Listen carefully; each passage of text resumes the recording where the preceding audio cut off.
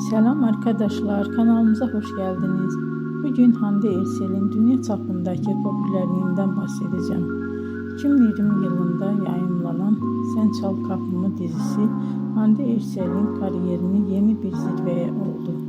Dizide Eda Yıldız karakterini canlandırdı ve bu rol milyonlarca izleyici tarafından sevildi.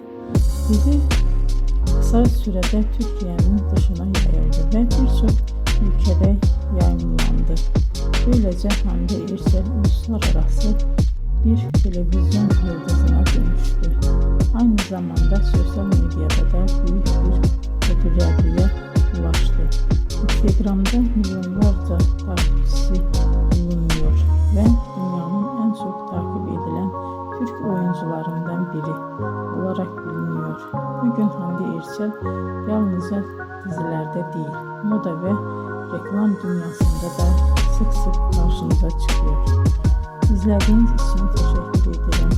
Bir sonraki videoda görüşmek üzere. Hoşça kalın.